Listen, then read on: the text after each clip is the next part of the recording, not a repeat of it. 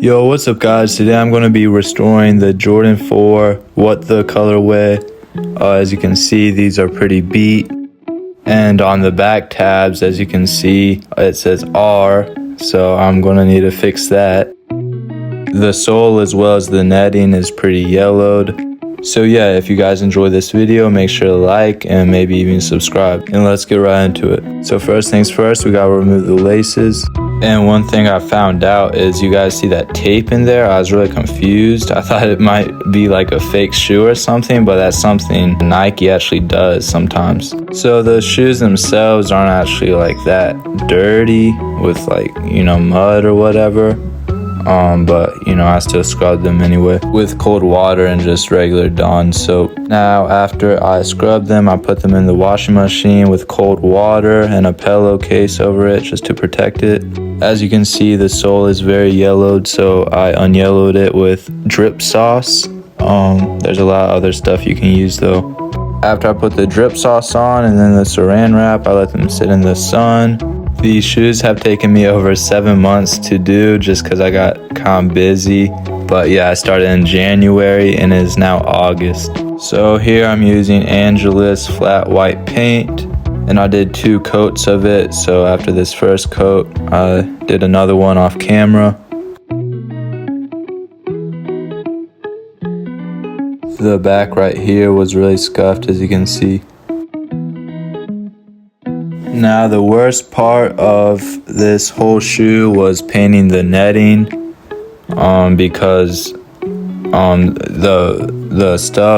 mesh behind the netting was not white, so it's very easy to get white paint on the black mesh. Like with my white cements that I did, the mesh was white, so it didn't really matter if I got wet paint on it. So I used Q-tips to try to help with that. I used Angelus flat white paint as well as Angelus Too Hard to try to get it to stick on the netting better since it's not leather.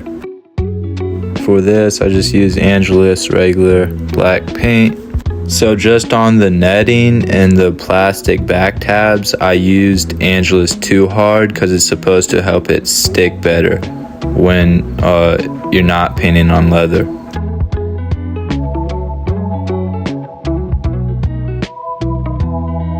Here I turned the Nike R into Nike Air. Now for the splatter part, I didn't actually splatter any paint on there because that might get messy. I didn't feel like taping up my shoe, but it probably would have looked better that way, to be honest.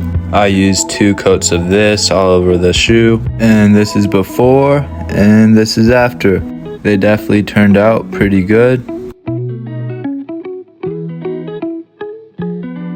There's some creases in the front of the shoe, but I don't really know what to do about that.